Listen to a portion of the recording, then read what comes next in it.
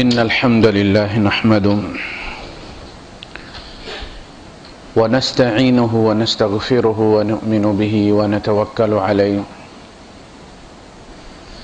ونعوذ بالله من شرور أنفسنا ومن سيئات أعمالنا من يهده الله فلا مضل له ومن يضلل فلن تجد له وليا مرشدا وأشهد أن لا إله إلا الله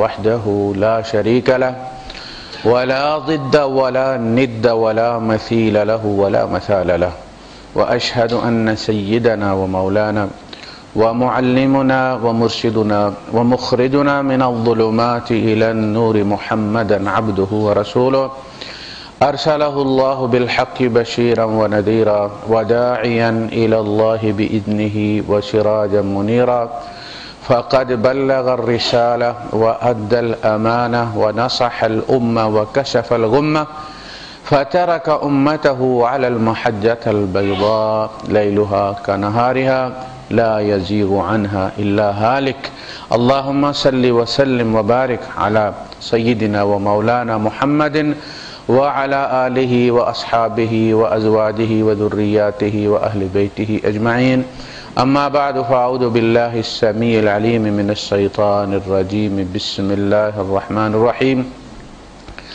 الذين يتبعون الرسول النبي الأمي الذي يجدونه مكتوبا عندهم في التوراة والإنجيل يأمرهم بالمعروف وينهاهم عن المنكر ويحل لهم الطيبات ويحرم عليهم الخبائث ويضع عنهم إصرهم والأغلال التي عليهم فالذين آمنوا به وعزروه ونصروه واتبعوا النور الذي أنزل معه أولئك هم المفلحون صدق الله العظيم رب اشرح لي صدري ويسر لي أمري واحلل عقدة من لساني يفقهوا قولي آمين يا رب العالمين۔ حضرت موسیٰ علیہ السلام نے جب اللہ پاک سے یہ درخواست کی کہ ارنی انظر الیک، اے اللہ مجھے اپنا آپ دیکھنے دے، میری آنکھوں کو وہ صلاحیت عطا فرما کہ جو تجھے دیکھ سکے۔ تو اللہ پاک نے فرمایا لن ترانی، تو مجھے ہرگز نہیں دیکھ سکتا، یعنی تیری استطاعت میں نہیں۔ پھر اللہ پاک نے انہیں مثال دی، فرمایا ذرا پہاڑ کی طرف دیکھ، انظر الی الجبل فإن استقر مکانہ، اگر وہ اپنی جگہ اسی طرح رہ گیا جس طرح وہ ہے، فسوف ترانی، پھر تو سمجھ لے کہ تو مجھے دیکھ سکتا۔ فلما تجلی ربہ للجبل جعلہ دکا وخر موسیٰ صعقا، اللہ نے جب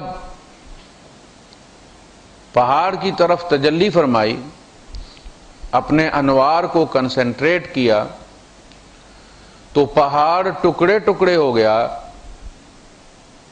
اور موسیٰ بے ہوش ہو کر گر گئے۔ خر موسیٰ صعقا، صعقہ کہتے ہیں جس کو بجلی کا شارٹ لگتا ہے، اس کو کہتے ہیں۔ فلما افاقا، پھر جب ان کو افاقہ ہوا، یہ ہماری اردو میں کہتے ہیں، قال سبحانک تبت الیک، ہم میری توبہ، بس میں سب سے پہلا ایمان لانے والا ہوں۔ اب وہ کیفیت ایسی تھی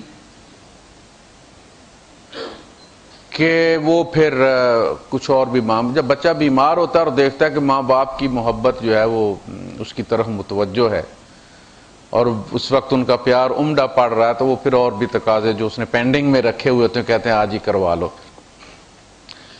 انہوں نے درخواست دے دی کہ اے اللہ پاک تو ہمیں اپنی وہ خاص رحمت جو ہے وہ ہمارے لیے مخصوص کر دے، اسے وہ جو رحمت عامہ ہے ہمارے لیے مخصوص کر دے، دنیا میں بھی حسنات عطا فرما، وفی الآخرۃ ہدنا الیک، اور آخرت میں بھی ہم تیری اس رحمت کے سبب تجھ تک پہنچ جائیں۔ قال عذابی اصیب بہا من اشاء، فرمایا جہاں تک عذاب کا مسئلہ ہے وہ تو میں جسے چاہوں گا دوں گا، ورحمتی وسعت کل شیء، میری رحمت ہر چیز پر وسیع۔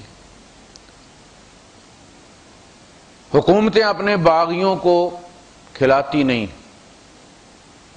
سزا دینے کے لیے ڈھونڈتی پھرتی، ان کے کتنے ادارے لگے ہوتے ہیں کہ اس بندے کو گرفتار کریں، وہ پہاڑوں میں چھپتا پھرتا ہے، بیس بدلتا پھرتا ہے، نام بدلتا پھرتا ہے، آئی ڈی اپنی چینج کرتا پھرتا ہے۔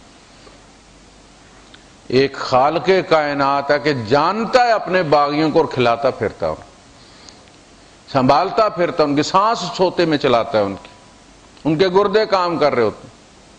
یہ ہے رحمت وسعت کل شیء، وہ نیک و بد ہر ایک کو، وہ جو رحمت عامہ ہے وہ ہر ایک کو پہنچتی ہے۔ اس کے بعد فرمایا کہ جہاں تک آپ نے جس رحمت کا سوال کیا ہے، یہ رحمت جو ہے یہ دنیا کی ہے، اور رحمتی وسعت کل شیء، دنیا میں وہ اپنے باغیوں کو بھی پالتا ہے، آخرت میں نہیں۔ موسیٰ علیہ السلام جس رحمت کی بات کر رہے تھے وہ آخرت والی رحمت تھی۔ اللہ پاک نے فرمایا وہ تو پھر کچھ اور لوگوں کے لیے ہے۔ الذین یتبعون الرسول النبی الامی، وہ جو اس رسول اور نبی امی کا اتباع کرنے والے ہوں گے۔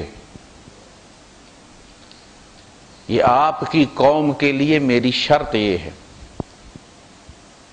کہ جو لوگ بھی اس وقت موجود ہوئے جب وہ رسول آئیں گے اور وہ ان پر ایمان لے آئے تو میں انہیں وہ رحمت دے دوں گا۔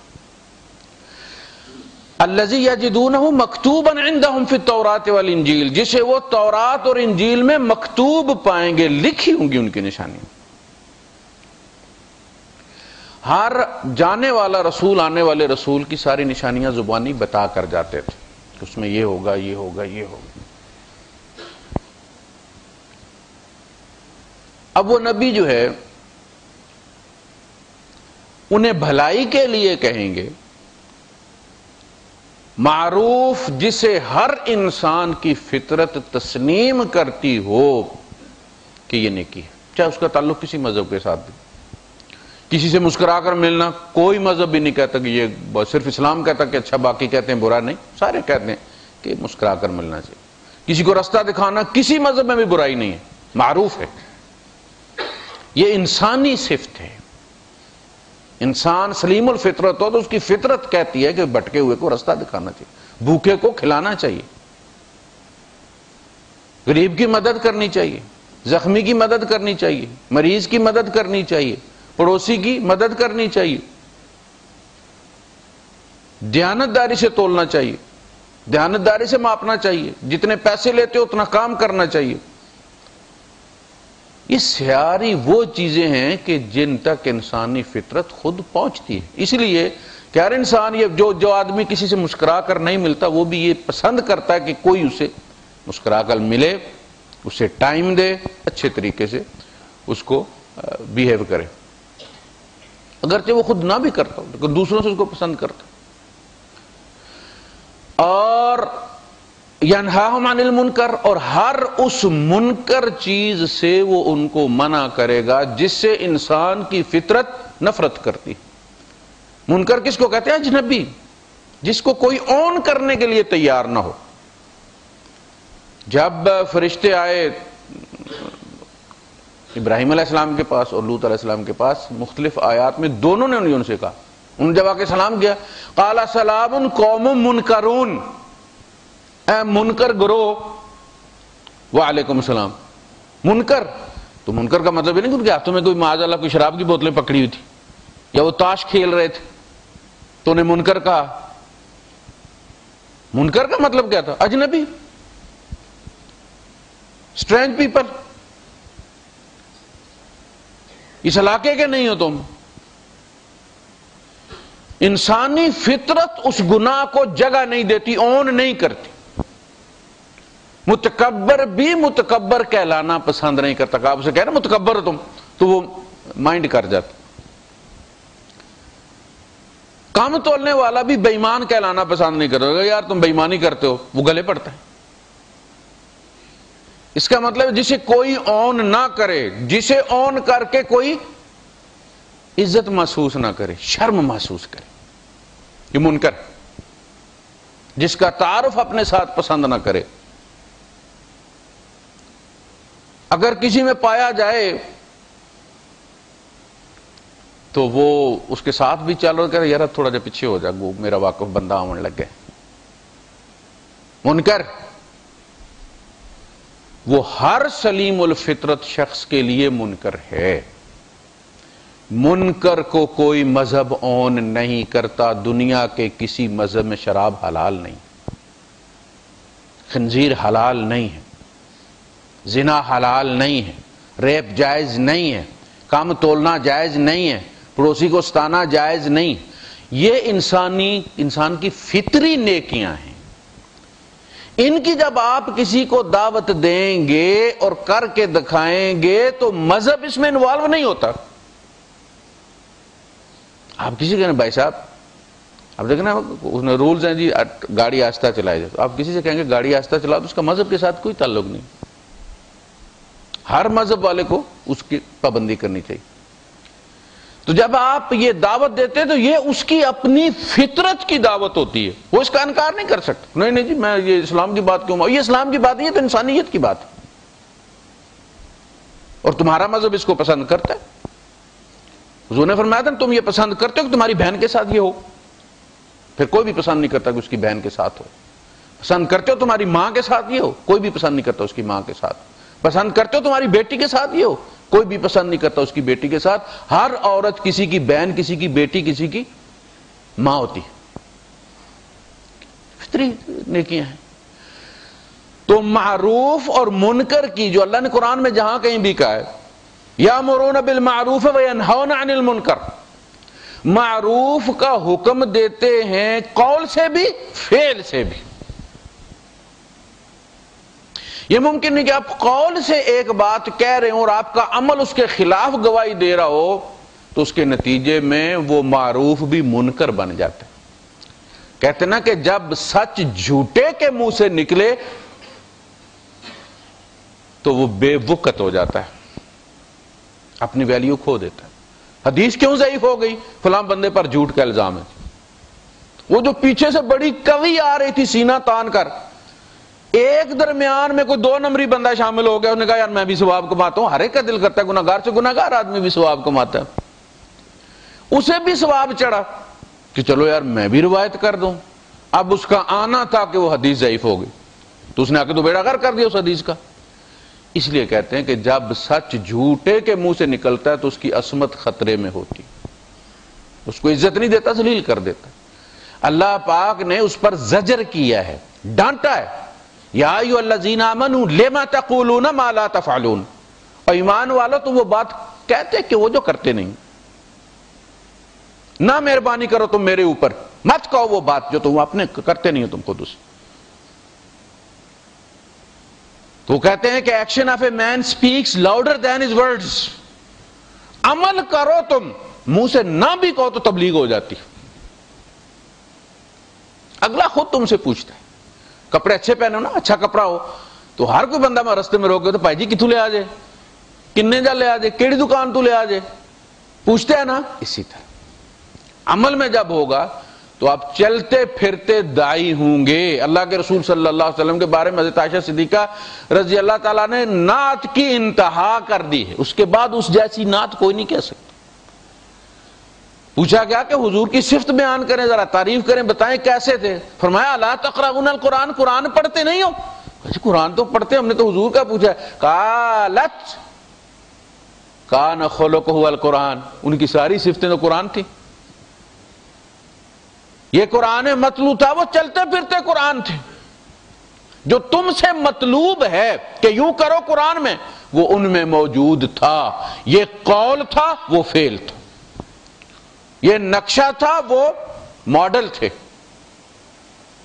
اس نقشے کے مطابق بنی ہوئی ہستی تھی۔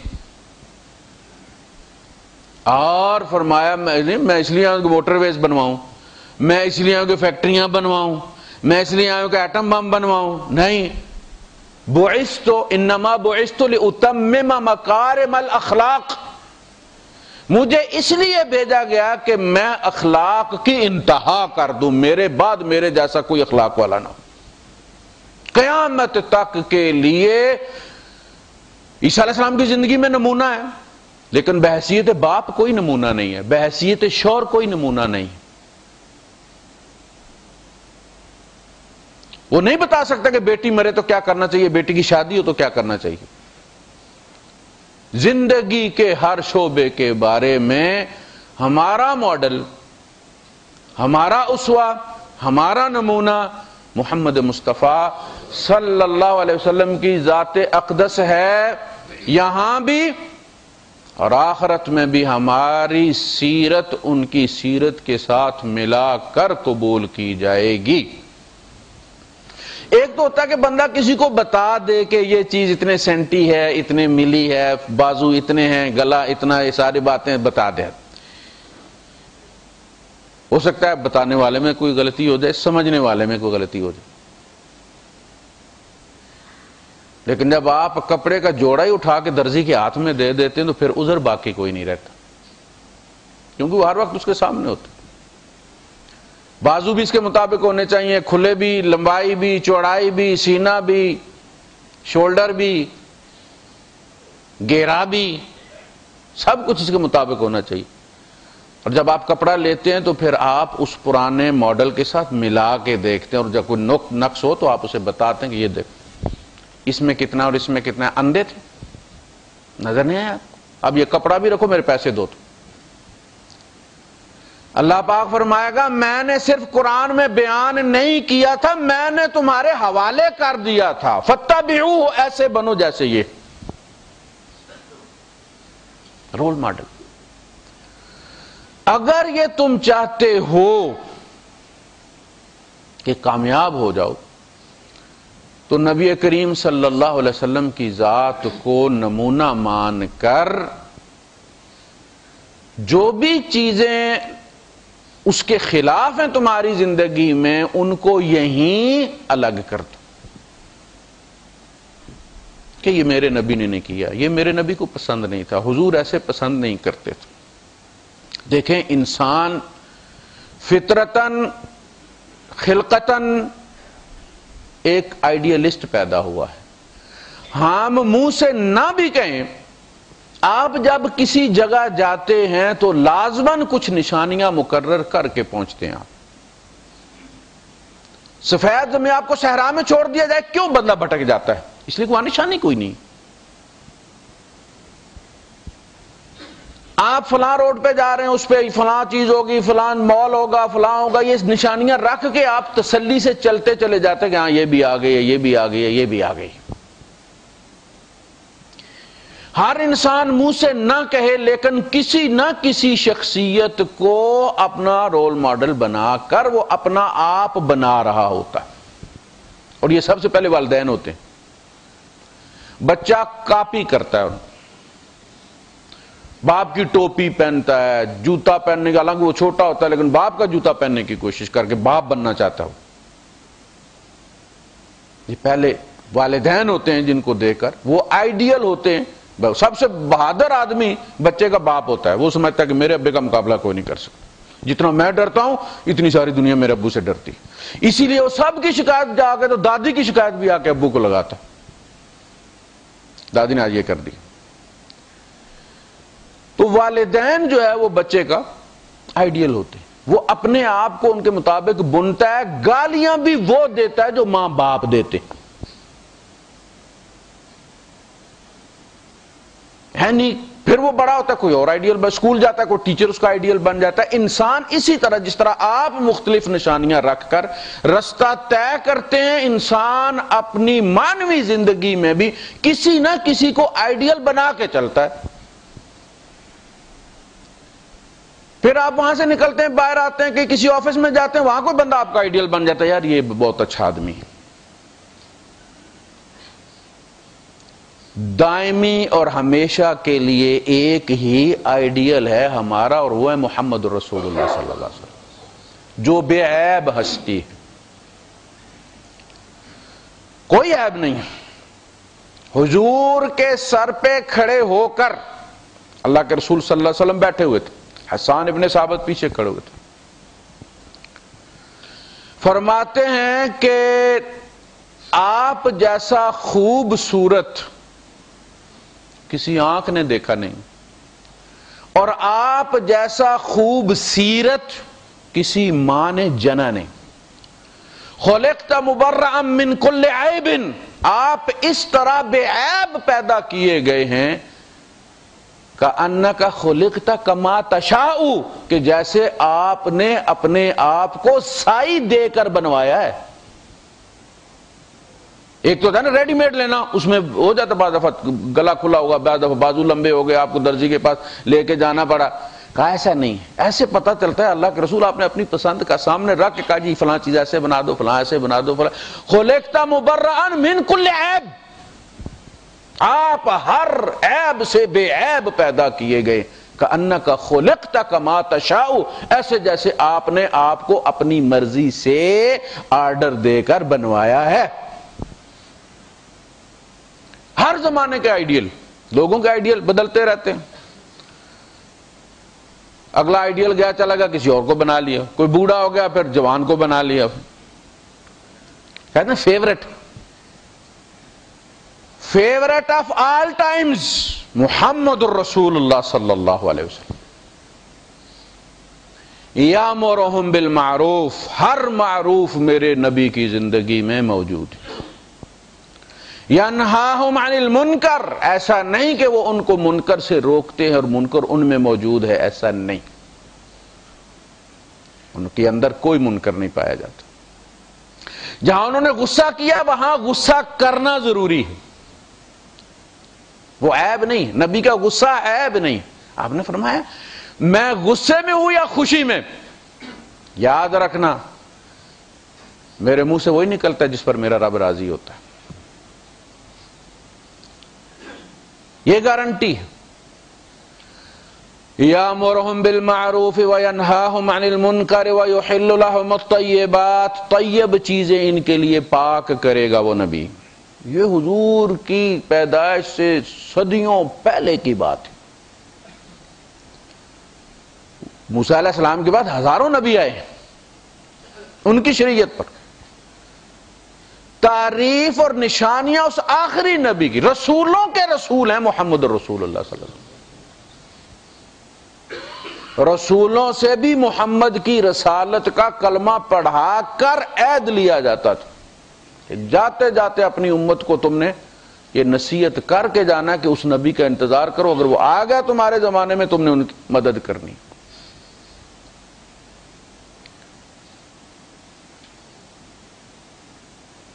یجدونہ مکتوبا عندہم فی التوراۃ والانجیل، وہ ان کے یہاں لکھے ہوئے ہیں تورات اور انجیل میں۔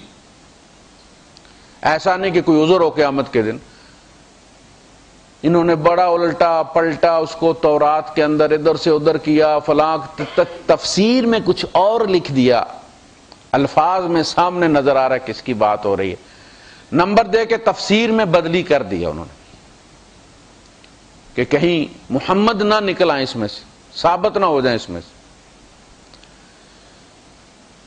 یامرہم بالمعروف وینہاہم عن المنکر ویحل لہم الطیبات ویحرم علیہم الخبائث، آپ نے جو چیز منع کی ہے اپنی امت کو وہ خبیث، اس میں کوئی خیر نہیں،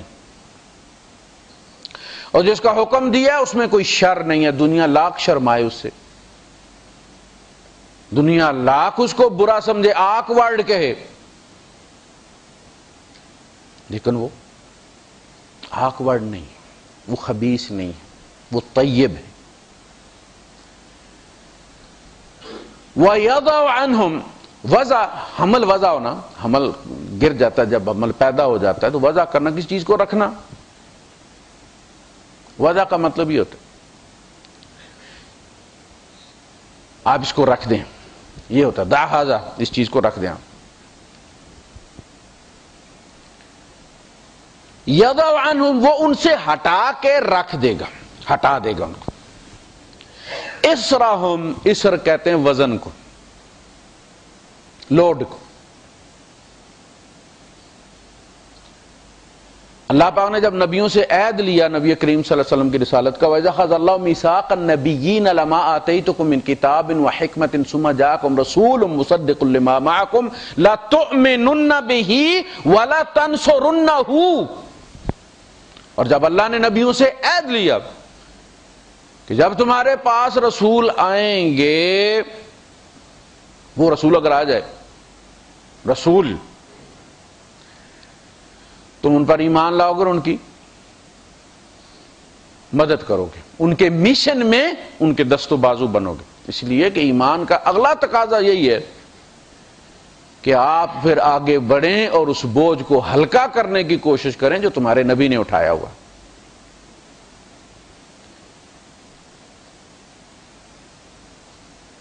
تو فرمایا لا تؤمنون بہ ولا تنصرون، تم لازماً، یہ لام جب آتا ہے تو اس کا مطلب ہوتا ہے must, you should have to do it, یہ لازماً تمہیں کرنا پڑے گا، تم لازماً ایمان لاؤ گے اور لازماً ان کی مدد کرو۔ قال اقررتم واخذتم على ذلكم اسری، کہا کہ تم اقرار کرتے ہو اور اس پر میرا بوجھ اٹھاتے ہو، یعنی میری گواہی، تمہارے اس حلف پر، اس وعدے پر اللہ گواہ ہوگا۔ قالوا اقررنا، انہوں نے کہا جی ہم نے اقرار کیا۔ تو اسر کہتے ہیں بوجھ کو، یضع عنہم اسرہم، وہ ان سے ان کے بوجھ ہٹا دے گا۔ یہ بوجھ دو قسم کے، ایک وہ کہ جو بدعات کی شکل میں لوگ خود اٹھا لیتے ہیں،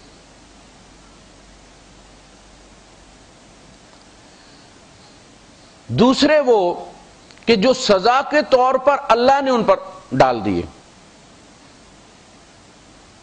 یہ تادیبی شرائع ہوتے ہیں، قوانین ہوتے ہیں جو کسی کو سزا دینے کے لیے، اس کو ڈسپلن کرنے کے لیے اس پر لگائے جاتے، وہ مقصود نہیں ہوتے۔ جو کلی فورمین کے ساتھ تڑی کرتا ہے وہ پھر اسے تنگ کرنے کے لیے کوئی ایکسٹرا کام کروا لیتا، اس ٹھنڈے میں سے وہ دھوپ والے میں اس کو بھیج دیتے، مقصود صرف یہ ہوتا ہے کہ اس کو ذرا میں ماری جائے، ٹھیک کیا جائے، اس کی لائن صحیح کی جائے۔ تو اللہ پاک نے جو جو یہ اکڑتے تھے، جو کہ ان کی فطرت تھی، اللہ اور بوجھ ڈال دیتا تھا۔ گائے اور یہ بکرے وغیرہ کی یا تو چربی ساری کی ساری منع ہو جاتی یا ساری کی ساری جائز ہو جاتی، کہا کہ نہیں وہ جو ہڈیوں کے ساتھ لگی ہوئی ہے اور جو پشت کے ساتھ لگی ہوئی ہے وہ جائز ہے، باقی اب وہ کون بندہ نہ کھیڑے اس کو، دیکھیں نا مصیبت ہی ڈال دی نا کہ ہے چربی، اب کون الگ رکھے کہ یہ پسلیوں پر سے اتری ہے، سائڈ سے اتری ہے، اور یہ گوشت میں شامل تھی، گوشت کے باہر لگی ہوئی تھی، چمڑی کے اندر کی سائڈ پہ لگی ہوئی ہے تو جائز ہے، باہر والی سائڈ پہ لگی ہوئی ہے گوشت کے تو ناجائز۔ اب چربی پہ نمبر تو لگے ہوئے نہیں، مکس ہو گئی تو شک رہتا ہے کہ پتہ نہیں بھائی یہ حلال تھا یہ حرام، چونکہ یہ قوم شک پیدا کرنے والی تھی، تو اللہ نے کہا اب لگے رہو، اب لگے رہو۔ اللہ پاک نے فرمایا ذالک جزیناہم ببغیہم، یہ ہم نے ان کو ان کی بغاوت کی وجہ سے یہ قانون بنایا تھا، یہ دائمی قانون بنانا ہمارا مقصد نہیں تھا، ہمیں پتہ تھا بعد میں ایک رسول آئے گا اس کے ذریعے ہم اس کو ہٹا دیں گے۔ اس لیے حضور تک جتنی شریعتیں بھی آئی ہیں وہ عارضی شریعتیں تھیں، اس لیے ان کو محفوظ نہیں رکھا گیا۔ جو مستقل شریعت تھی اس کے بارے میں فرمایا انا نحن نزلنا الذکر وانا لہ لحافظون، اب اس کی حفاظت کی جائے گی کیونکہ یہ دائمی ہے، یہ دودھ کے دانت نہیں ہے، پرماننٹ۔ تو وہ بوجھ ایک تو وَيَضَعْ عَنْهُمْ إِسْرَهُمْ وَالْأَغْلَالِ الَّتِي كَانَتْ، اور کچھ بیڑیاں، یہ وہ ہوتی جو مولوی ڈالتے اپنی مرضی سے تقوی کے نام پر، خود اختیار کرنی کہ اگر سارے کام میں بھی عام لوگوں جیسے کرتا رہوں گا تو میری وہ جو ہز ہولینس والی حیثیت ہے وہ تو نہیں بنے گی، لہذا مجھے کوئی وکری ٹائپ کا کام کرنا چاہیے تاکہ لوگوں میں اور میرے تقوی میں تھوڑا سا فرق ہو، مجھے اپر ہینڈ حاصل ہو اور لوگ میرے پاس پھونک مروانے کے لیے آیا کریں۔ اب اگر اچھا یہ کنسیپٹ جو تھا یہ صدیوں سے ایک اسٹیبلش ہو چکا تھا نسلوں کے اندر کہ یہ جو ولی اللہ ہوتے ہیں، اللہ کے قریب لوگ ہوتے ہیں، ان کے کپڑے پھٹے ہوئے ہوتے ہیں، پاؤں میں جوتا کوئی نہیں ہوتا، موٹے موٹے گیٹ انہوں نے پہنے ہوئے ہوتے ہیں، جنگلوں میں ملتے ہیں۔ یہ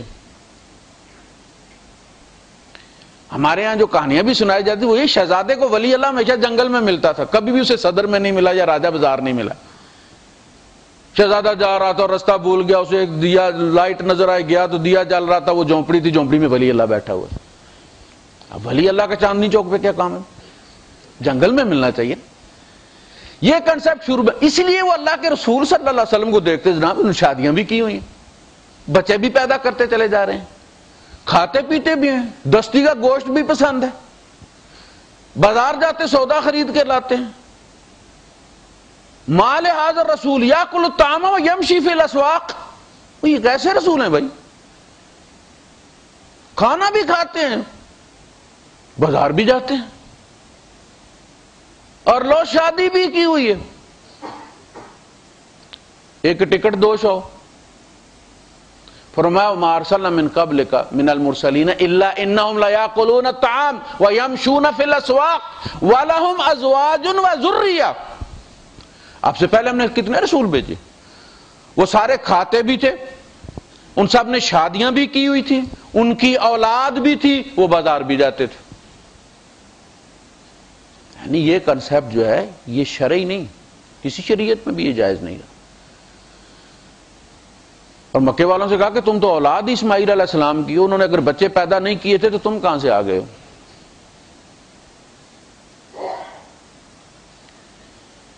تو یہ جو تصور تھا، اس کے لیے کچھ لوگوں نے ایکسٹرا چیزیں اڈاپٹ کریں۔ ابھی ہمارے یہاں ولی اللہ کا یہی بتاتے ہیں، انہوں نے بڑی محنتیں کی ہیں۔ کیا محنتیں کی ہیں جی؟ یہ فلاں دریا میں، فلاں نہر میں 12 سال ایک ٹانگ پر کھڑے رہے، فلاں کنویں میں الٹے لٹکے رہے، یہ اللہ نے حکم دیا تھا۔ یہ تو یوگا ہے، ہندو سادھو کرتے ہیں، یہ نفس کشی کی یہ جو ہیں، اسلام دین فطرت ہے۔ یہ ہندوؤں کا یہ تصور ہے کہ جتنا اپنے آپ کو اذیت دو اتنا گاڈ ان کا جو بھگوان ہے خوش ہوتا ہے۔ جتنے ننگے رہو، میلے رہو، میل چڑھی رہے تمہارے اوپر، جوئیں چلتی رہے تمہارے اوپر، بھگوان خوش ہوتا ہے، تپسیا کر رہا ہے۔ ہمارے یہاں اتنا ہی صفائی پر زیادہ زور دیا جاتا ہے، نہا کر آنا جمعے کا سنت قرار دیا گیا ہے، مسواک کرنا فرمایا اگر مجھے یہ ڈر نہ ہوتا کہ امت کو مشقت ہوگی تو میں فرض کر دیتا ان کے ہر نماز میں وضو میں مسواک کرنا۔ تو ایک تو ان کو آئیڈیل بنا لینا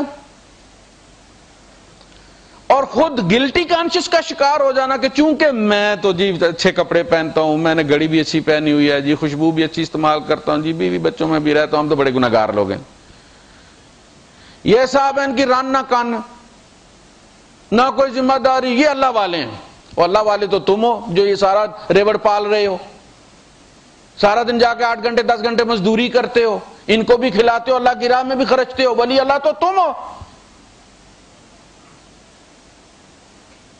وہ تو فوج سے بھاگا ہوا رنگروٹ ہے جو ذمہ داری اٹھانے کے لیے تیار نہیں ہوا۔ یہ عیب ہے، خوبی نہیں ہے۔ خوبی ہوتی تو تمہارے نبی میں ہوتی۔ اگر مجرد رہنا کوئی نیکی ہے تو پھر نبی کریم صلی اللہ علیہ وسلم شادی نہ کرتے، اور اگر تیرے نبی نے کی ہے تو پھر شادی خوبی ہے اور مجرد رہنا عیب ہے۔ مجبوری ہو تو الگ بات ہے۔ اگر مجبوری ہے، ایک بندہ ہے وہ نامرد ہے، اتنی اتنی مونچھیں اس کی، کڑیل جوان ہے لیکن نامرد ہے، اب اسے اصرار کر کے اور دھمکی دے کے اور مار کے اسے کہنا کہ شادی کرو تم، وہ اپنا حال خود جانتا ہے، کسی کی بچی کو کیوں خراب کرے ہو؟ یہ ایک الگ بات ہے، یہ ایک عذر ہے۔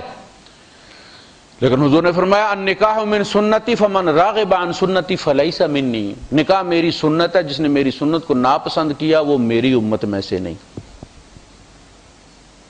اور قرآن کہتا ہے انکحوا الایام منکم، اپنے میں سے چھڑوں کو بیاہ دو۔ یہ چلتے پھرتے سلنڈر ہیں گیس کے، کسی جگہ بھی پھٹ جائیں گے۔ یہ جو آپ کے یہاں ریپ کے جو واقعات ہوتے ہیں اس کی سبب کیا ہے؟ یہی ہے کہ ایک تو ہمارے ہاں کے جو سٹینڈرڈز بن گئے ہیں، تعلیم کرتے کرتے بچی کی عمر گزر جاتی ہے، رشتہ آتا ہے چلا جاتا ہے، بچی ابھی جی تعلیم مکمل کری، بچی تعلیم کر کے بیٹھتی ہے تو رشتے نکل جاتے۔ اب ڈھونڈ اٹھیں چراغ رخ زیبا لے کر، آئے عشاق گئے وعدہ فردا لے کر،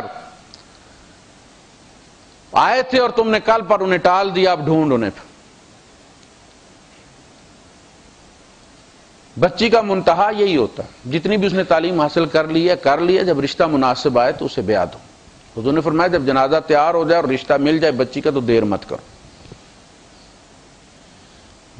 فوراً ان کو ٹھکانے پہنچاؤ اپنے۔ تو وہ جو اغلال ہیں، ایک تو اچھا ہمارے یہاں جو وظیفے ہیں یہ بھی ساری بیڑیاں ہیں، اتنی دفعہ فلاں پڑھو، اتنی دفعہ فلاں پڑھو، اتنی دفعہ فلاں پڑھو، بندہ بیٹھا ہوا ہے اور لگا ہوا ہے جناب دبا دب، اور یہ اس کا یقین کیا بنا ہوا ہے کہ جو ہی یہ کی ورڈز مکمل ہوں گے اللہ کی چکی چلنا شروع ہو جائے گی۔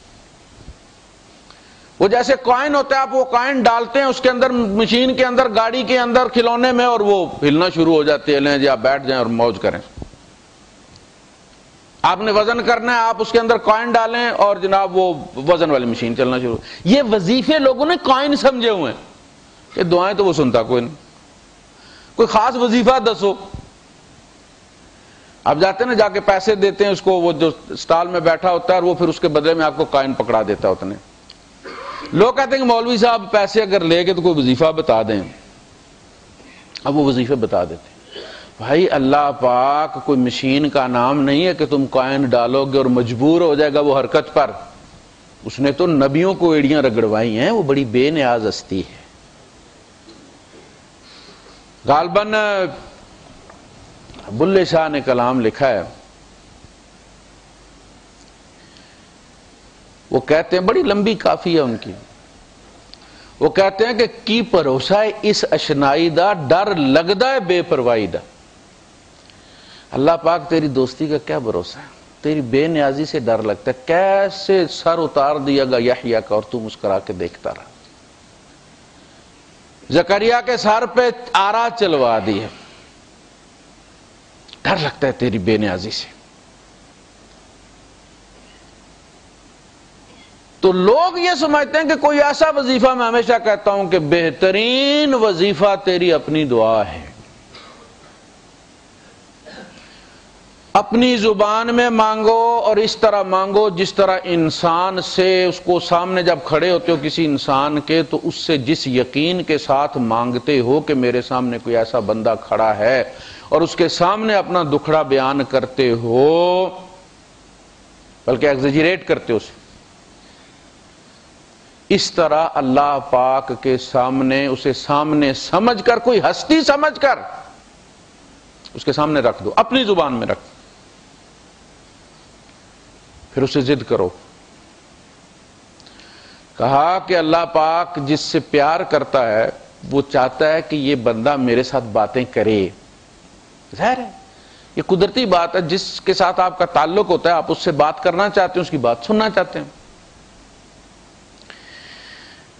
تو ظاہر وہی تو آپ پہ نازل نہیں ہو سکتی کہ آؤ یار اللہ پاک تم سے بات کرنا چاہتا ہے، تمہاری آواز سننا چاہتا ہے۔ وہ اس بندے کو مصیبت ڈالتا ہے، لعلہم یتضرعون، وہ بندہ دوڑتا ہے مسجد آ کے نفل پڑھ کے شروع ہو جاتا ہے، اللہ فرشتوں کو کہتا ہے مہلن مہلن، صبر کر، ابھی نہیں دینا، بڑی مشکل سے گھیر کے لایا ہوں اسے، مجھے سننے دو اس کی آواز۔ اور جس کو اللہ پاک ناپسند کرتا ہے، اسے جب کوئی مصیبت پڑے اور وہ پھر مانگے، تو تو اللہ پاک فرشتوں کو کہتا ہے کہ میں اس کی آواز نہیں سننا چاہتا، آئندہ اسے دعا مانگنے کی ضرورت نہ پڑے، اس کی ضرورت کا خیال رکھو، اسے دے دیا کرو، میں اس کی آواز نہیں سننا چاہتا۔ صحابہ کو جب کوئی مصیبت نہیں آتی تھی سال 6 مہینے میں وہ پریشان ہو جاتے تھے، اللہ ناراض تو نہیں ہو گیا؟ گھر والوں سے پوچھتے تھے میرے اندر تم نے کوئی تغیر، کوئی ایسی چیز پائی ہے کہ جو نئی ہو اور میرے اللہ کو پسند نہ ہو؟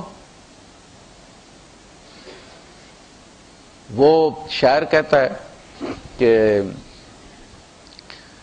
بندہ کسی بندے کو کیا دیتا ہے،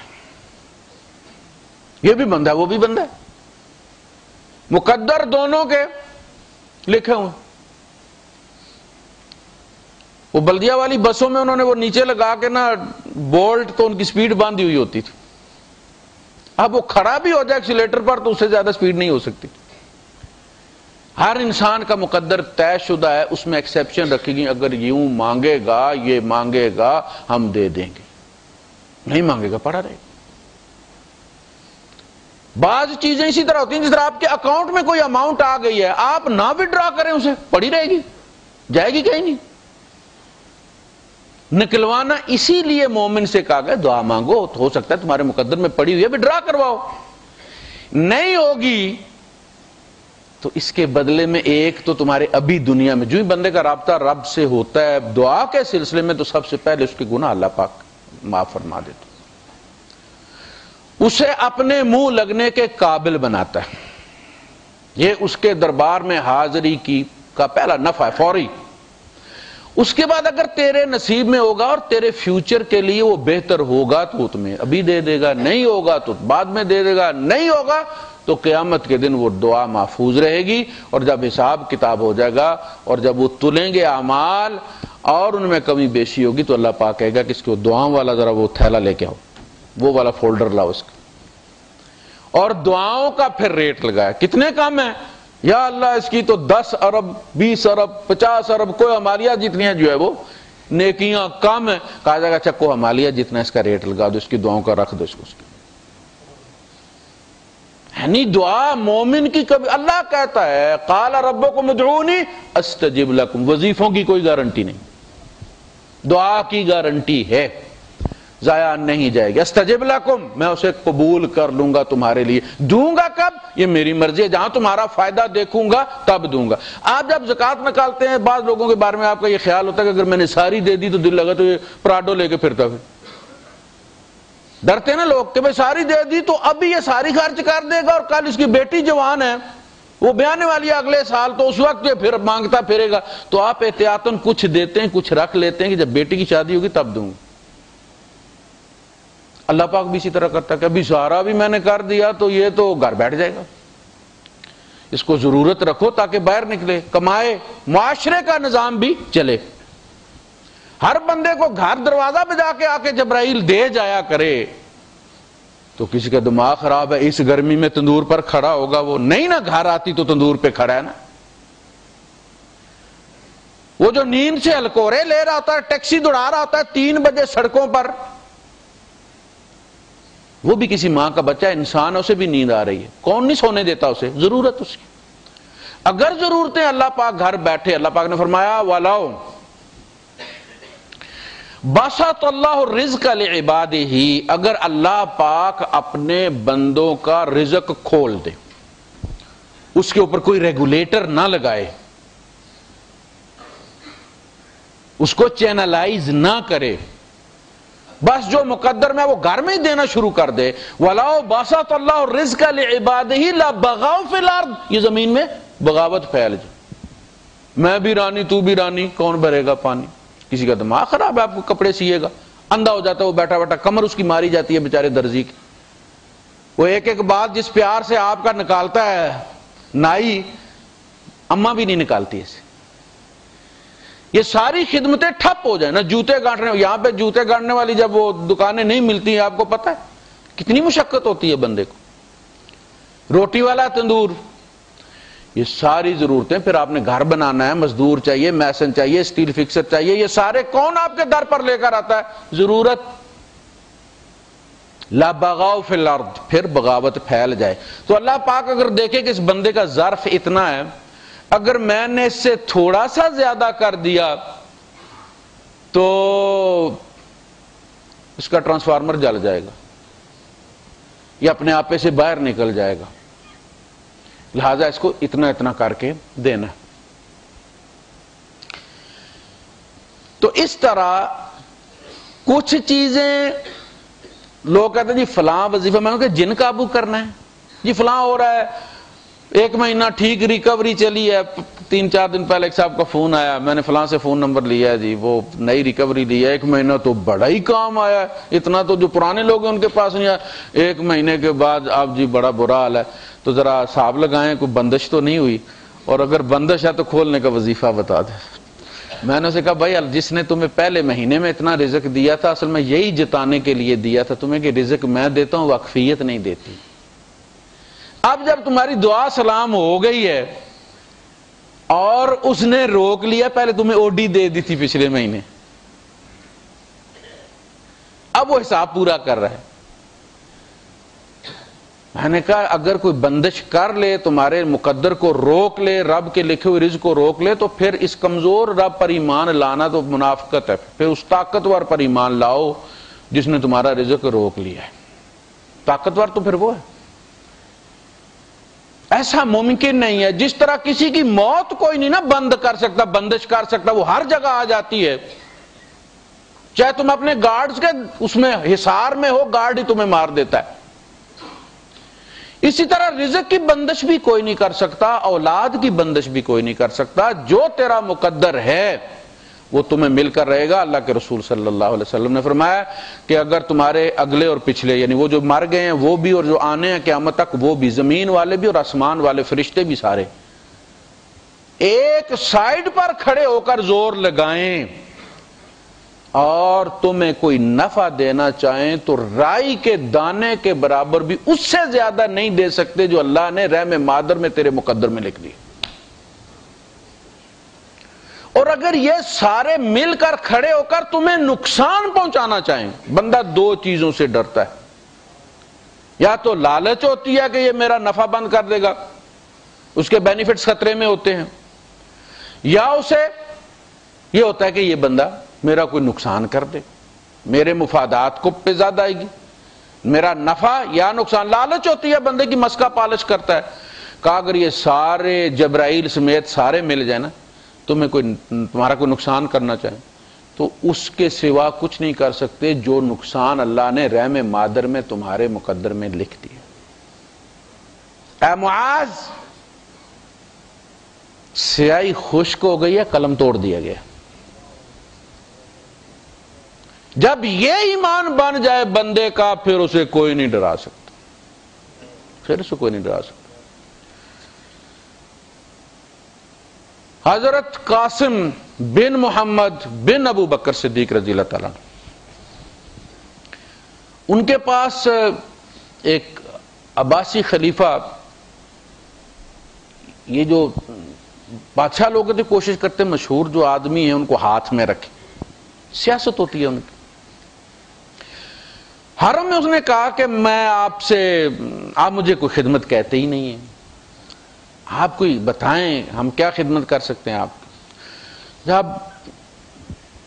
اس نے زیادہ اصرار کیا تو آپ نے اسے کہا کہ میں اس وقت طواف کی حالت میں ہوں اور یہاں حرم میں مانگتے ہوئے شرم آتی ہوں، یہ بات مت کرو یہاں۔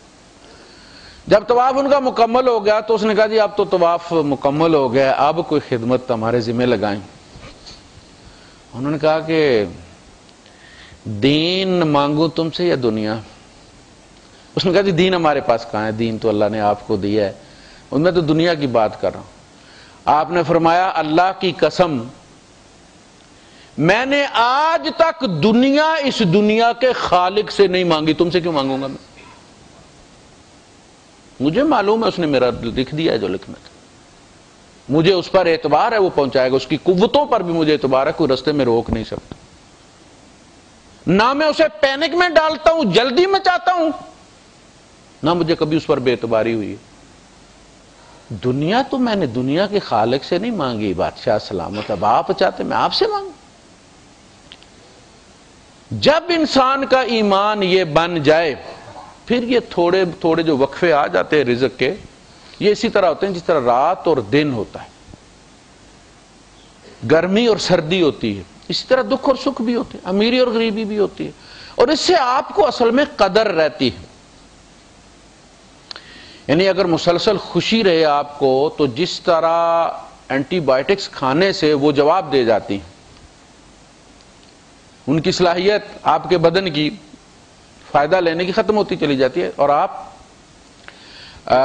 وہ دوا اب آپ کے لیے بیکار ہو جائے۔ اسی طرح اگر مسلسل خوشی کی حالت میں آپ رہیں تو خوشی کی کیفیت آپ کو اب کوئی فائدہ نہیں دیتی۔ خوشی کس لیے ہوتی ہے؟ کہ ذرا بندے کا موڈ صحیح ہو جائے۔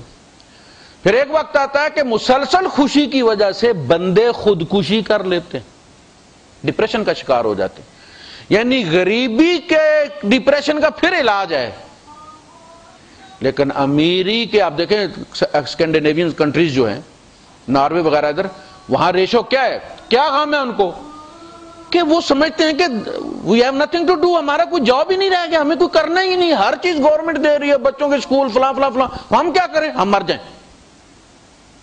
یہ بڑی خطرناک صورتحال ہوتی ہے، اس لیے اللہ روک روک کے رزق دیتا ہے تاکہ آپ فکر میں لگے رہیں اور آپ کی ڈی فریگمنٹ ہوتی رہے۔ وآخر دعوانا الحمدللہ رب العالمین۔